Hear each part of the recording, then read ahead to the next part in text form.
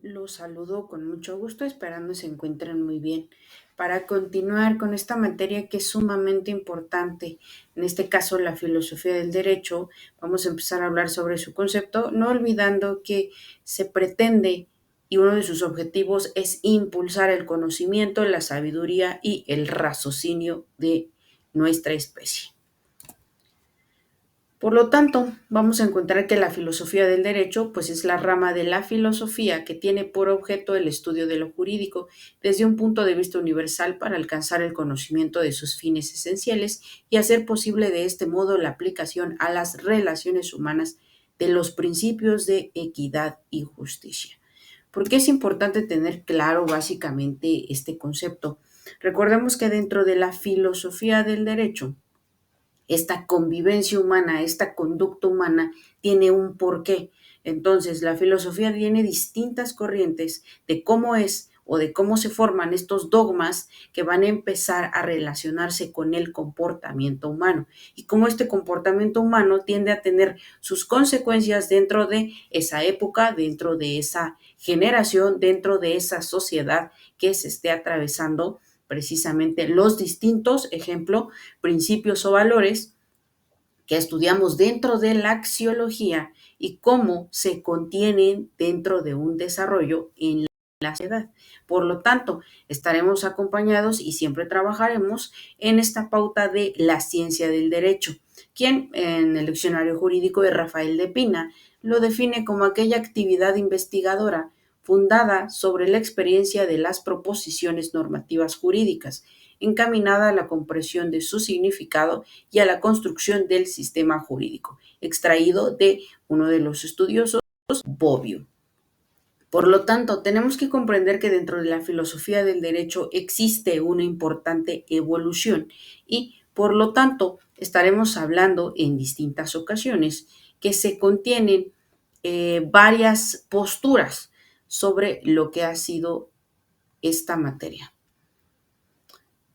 En este pequeño ejemplo, nosotros encontramos que dentro de la filosofía del derecho, pues está de este punto desde el siglo V antes de Cristo la filosofía de Platón y Aristóteles, la Edad Media, la filosofía eclesiástica de Santo Tomás de Aquino, siglo VI, filosofía del Renacimiento, siglo XIX, racionalismo de Immanuel Kant, pensamiento jurídico político de Karl Marx, filosofía del derecho de Hegel, teoría pura del derecho de Hans Kelsen, siglo XIX, la libre investigación de Heine, siglo XX, teoría trialista. Y por lo tanto vamos a encontrar que pues en la antigüedad era considerada la ciencia que estudiaba el porqué de las cosas. En el medievo, pues se confundió con la teología, es decir, bajo la premisa de la filosofía ancilla teologia est. No se desarrolló como ciencia autónoma, sino hasta que, precisamente Tomás de Aquino, se nos proporciona una definición no teológica, sino que él reconoce este conocimiento de todas las cosas adquirido mediante la razón según los principios. Entonces, vamos a encontrar también dentro de la edad moderna, donde habla Francis Bacon, el filósofo inglés, y la define como el conocimiento de las cosas por sus principios inmutables. Está también René Descartes, pensador francés, quien define la filosofía como el saber que averigua los principios de todas las ciencias. En la edad contemporánea, nosotros vamos a encontrar que existe el filósofo Hegel y nos dice que la filosofía es la ciencia de la experiencia de la conciencia. Si vamos tomando en cuenta todos estos conceptos, vamos a reconocer distintas palabras que nos van llevando a la evolución necesaria que necesitamos determinar o identificar: la razón, la conciencia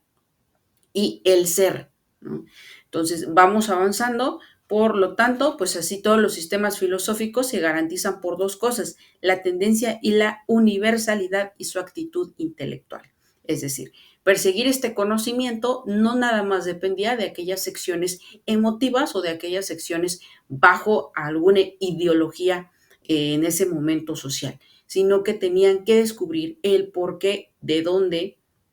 y quizás apoyarse en alguna otra ciencia para poder determinar este tipo de conductas que se iban desarrollando y que por supuesto recaían en un sistema jurídico.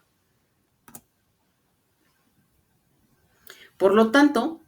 dentro de la filosofía del derecho se empiezan a reconocer teorías del derecho y tal cual una teoría pues es como un conocimiento especulativo, una serie de leyes para relacionar determinación de orden de fenómenos, hipótesis cuyas consecuencias se aplican a una determinada rama. Entonces, todas estas teorías tienen como en especial, es decir, reconocer o definir a la filosofía del derecho como el conocimiento integral de la realidad jurídica que pretende establecer el concepto del derecho, los criterios de justicia o contenidos de moralidad que el derecho debe realizar y las condiciones y justificación epistemológica del propio conocimiento sobre el derecho. El propio conocimiento del derecho y apoyado de la ciencia jurídica es lo que va a traer esta utilidad dentro de nuestro sistema jurídico. Por lo tanto, hablaremos que pues, esta filosofía del derecho y la teoría del derecho empiezan a considerarse como esta sección de apoyo para que dentro de esta filosofía, pues básicamente el jurista pueda obtener una posibilidad de raciocinio más amplia dentro de el poder contestarse todas estas preguntas y, por qué no, también resolver lo que en su momento se estaba llevando como a cabo una necesidad, que es precisamente lo que nuestra sociedad presenta. En cada paso que damos, ciertas necesidades que el derecho tiene que cubrir. Por lo tanto, todos estos conocimientos aportados por la ciencia del derecho, ciencias sobre el derecho y también por otras ciencias sociales. Es decir, entonces encontraremos dentro de estas ciencias sociales que pues les comparto una definición de que es uno de los contenidos sobre este apoyo en la ciencia del derecho. La definición que más exactamente refleja la esencia de la filosofía del derecho es la que se describe como la disciplina que define al derecho en su universalidad y lógica, ya que el jurista tiene el deber de velar por la aplicación del derecho tanto por su escrito como su enseñanza, y científicamente debe repeler cualquier posición que se funde en elementos no normativos, que quizás vamos a encontrar, como habíamos platicado, distintas posturas, ¿no? Donde existe también ciertos errores o ciertas limitaciones que se fueron adaptando de acuerdo a la filosofía de la época. Ahora bien, vamos a comenzar a hablar con esta sección de qué sucede con la definición del derecho, porque vamos a encontrar aquí distintos autores y distintas épocas, distintas generaciones que se van basando sobre la definición del derecho, y la estructura que determina estas definiciones pues también dependen de aquella sociedad que se presenta en ese momento, porque cada una de ellas contiene distintas corrientes filosóficas y cada una de ellas trabajó un intelecto diferente.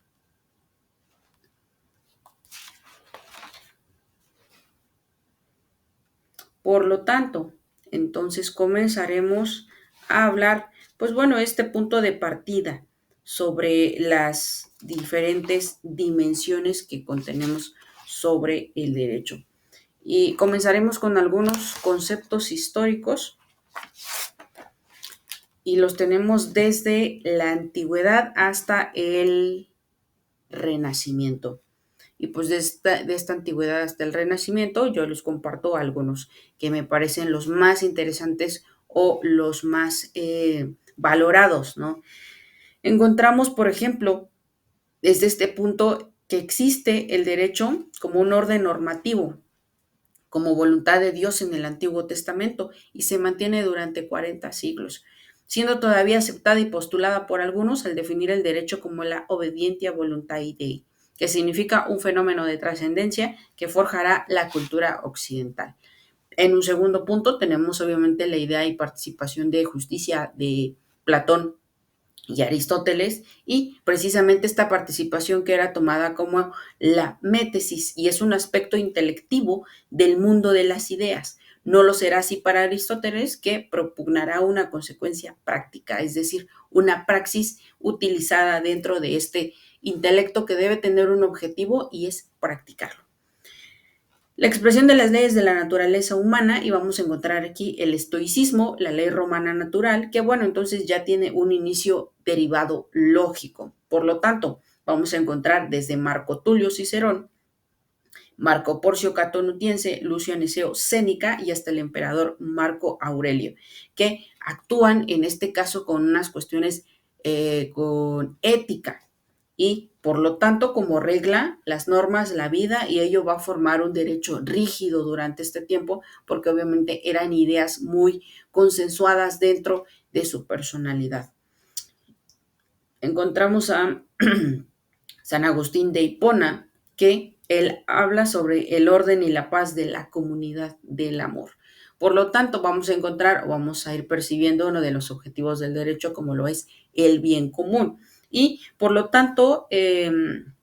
Agustín de Hipona nos habla de esta sección sobre la solidaridad, el apoyo mutuo, es decir, que dentro de este ser debe existir esta posibilidad que debe de permear sobre una sociedad para su productividad, para su avance, ¿no? Cierto progreso que tiene que ir de acuerdo al ser racional.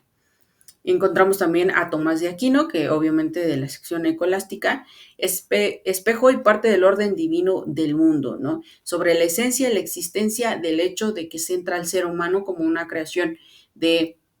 su deidad, y por lo tanto esta creación tiene muchísimas cuestiones que se esperan progrese, se esperan aporten y por lo tanto evolucionen, no únicamente en cuestiones eh, que sean algo simple, sino en cuestiones que sean más elevadas, como puede ser el espíritu, la ética, la moral, todos aquellos valores que tienen que ser practicados y que no pueden tener un reemplazo tan simple en una sociedad. Encontramos también las primeras partes del humanismo histórico y ejemplos dignos de resaltarse dentro de este humanismo histórico. Vamos a encontrar a Maquiavelo, a Dante, a Alighieri, a Pico della Mirandola, en donde dentro de estos autores mencionan ciertas pautas sobre el derecho, ¿no? Entonces es como la realidad que necesita activar el ser humano, pues mismamente para tener un control sobre su conducta.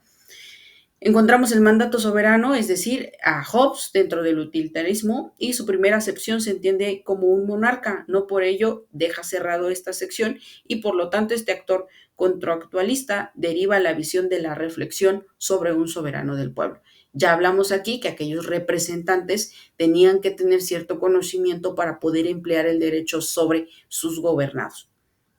Encontramos a Locke, Montesquieu, que también empiezan a tener en el pacto social muy clara la necesidad jurídica que tiene que ser rígido con el derecho. Vamos a encontrar a Spinoza con su razón pura, ¿no? A Kant, la expresión del espíritu de Hegel, las ideas de clases de Marx y Engels, porque todas estas secciones, si se dan cuenta, forman parte de lo que habíamos platicado de las ciencias sociales. Por lo tanto, tenemos que reconocer que estaremos trabajando pues dentro de la teoría general del derecho, la estimativa jurídica y el estudio lógico contenido de las normas, articulación de lo jurídico con el resto de los objetos del mundo. Es decir, la filosofía conduce a distintas vidas, al cambio, a la evolución y en este caso a nuestro mismo derecho.